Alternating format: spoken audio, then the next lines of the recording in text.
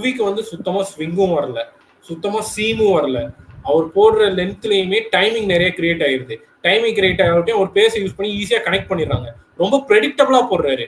நிறைய length variation பண்றது, line variation பண்றது, அவ்வளவா வேரியேஷன் என்னால பார்க்கவும் முடியல. போட்டா ஃபுல் லென்த்ல போடுறாரு, இல்ல ஷார்ட்டா போடுறாரு. இல்ல உங்க பவுலர்ஸ் எல்லாருமே அதான் பண்றீங்க. ஒண்ணு ஷார்ட்டா போடுறது, இல்ல லூஸ் பால் போடுறது.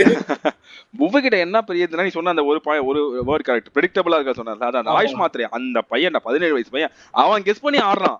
நீ இங்கதான் போட நவுந்து வந்து ஆடுறான். நீ எப்படி நான் ஃபர்ஸ்ட் 3 பால் 4 அடிச்சதுக்கு அப்புறம் ஃபீல்டு இங்க நவுத்துறது, அங்க நவுத்துறது, இங்க நவுத்துறது, அவனுக்கு நல்லா தெரியுது நீ எங்க ஃபீல்டு நவுத்துறாலும் நீ இங்கதான் போட போறன்னு தெரியுது.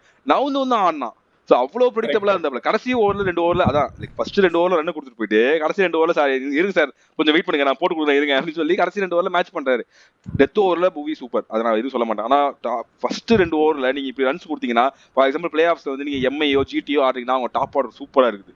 அவனுங்க வச்சு நிமித்திடுவானுங்க. அவனுங்க அங்க அடிக்க ஆரம்பிச்சாங்கன்னா கடைசி டெத் ஓவர்ல வந்தாலும் உனக்கு பிடிச்சி பிரிச்சிருவானுங்க. நீங்க ஸ்டார்டிங்லதே அவங்க மேல பிரஷர் போட்டா மட்டும் தான் உண்டு. பெரிய பாவெல்லாம் நீ பவர் பிளே தாண்ட விட்டீங்கன்னா முடிஞ்சு.